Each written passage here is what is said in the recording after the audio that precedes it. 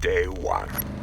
My psychiatric evaluator misunderstood the importance of giving me a clean bill of health. I explained that I do not lack a sense of moral responsibility. I simply disagree with his morality, or rather, his mortality. So begins my military career. The chessboard now lay before me, filled with the possibility of ultimate victory. Day 6. I exploited the drill sergeant's proclivity for alcohol to gain entry to the officer training program. When they announced my acceptance in front of the men, I humbly stated that I would not leave them for my own glory. Now, I must complete both boot camp and officer training.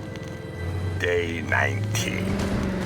The other men in my platoon prove worthless and weak. They cower under the burden of heavy packs and lack of sleep.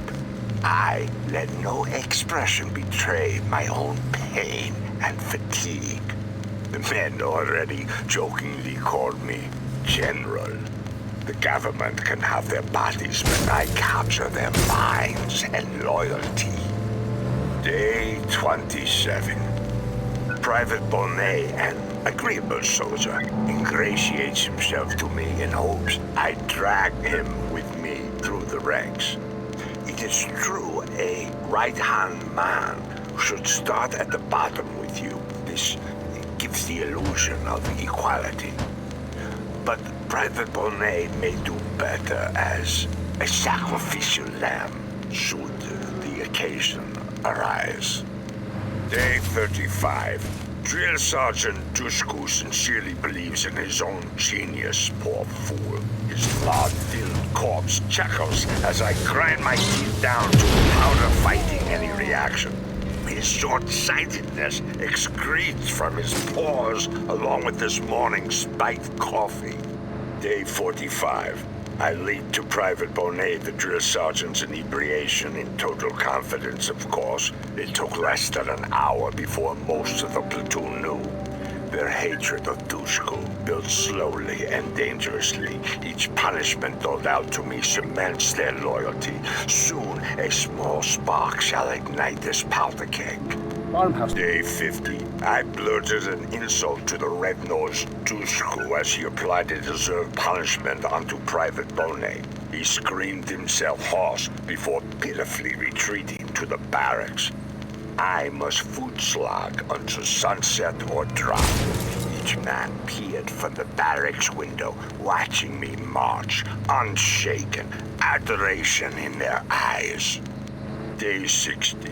President-elect Dante inspected the base today, peace spilling from his lips.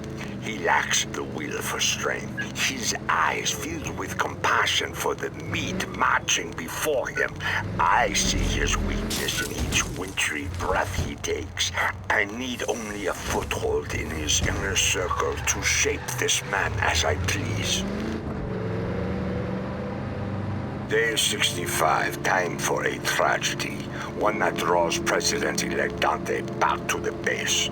My little lamb must canter innocently to the slaughter. I poison his ear tonight. Day 66, Private Bonnet is dead. I shot him in the neck, so no words could be spoken. His vicious attack almost killed Drill Sergeant Dushku. Now, I see guilt and regret in Dushku's eyes as the medics load him into the ambulance. I held his hand firmly, telling him to stay strong. His blood mixed with Bonnet's. Day 75, boot camp graduation day. The flag morbidly hangs at half-mast. Drill Sergeant Dushku spoke with pride from his wheelchair, citing my bravery in the face of evil. The men cheer my name even now. The first pawn falls with still patience. I maneuver the board for the next move. No, Day 115. I selected a position in the Southern Islands, holding command over security of these towns. I push the training of the men. The tip of the spear needs sharpening. Standing over the town of Costa del Porto. Weakness built across a millennia protected by both cliffs and water. One day, I will burn this town, and people will rejoice. Day 250. Patience and focus define the limits of intelligence. Tusku's promotion to Sergeant Major after his unfortunate attack addles his mind. He plays politics quickly and poorly, wagging his tail at the smallest of scraps thrown from the table of important men. Once kicked, I will soothe his injured ego, and he will be reminded of his debt to me. Oh. Day 300. My proclivity for swift justice tightens my grip over the men. I balance this with generosity by loosening the purse strings and procuring a budget to build a base in Lake Tutor. Hard labor and clear goals remove power struggles. Men follow orders when their bones ache. My word slowly supersedes any gluttonous mumblings from the capital. Day 350. Porto Sirocco's Brigadier General De Luca whipped his way into my office. He killed a civilian driving home last night. A shame the lights failed on his route home, which he takes every night like clockwork. I suppose I should write a letter of condolences to my delivery boy's family. Day 485, a promotion. Officially the youngest colonel in the Army's history. I now work directly with Brigadier General De Luca. The ceremony, looking out over Sevilla, maintained proper modesty. The swift but quiet reassignment of De Luca's most loyal associates nears completion. Perhaps my own trusted soldiers might fill those gaps. Day 500. Armed with General De Luca's authority, I decree that all forces in the southern islands must pay back the support of the local people by participating in infrastructure building during the extended peacetime.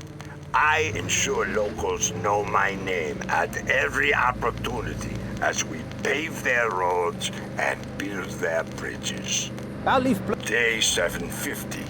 A picture of General De Luca's car after his unfortunate hit and run received front-page headlines today. Such a shame that this embarrassment happened on the exact same day as the ribbon-cutting ceremony at Laguna del Sol. I humbly accepted the honor and give the speech in his absence. Day 790. A magistrate put forth a vote in the local council to celebrate the Ravello Day.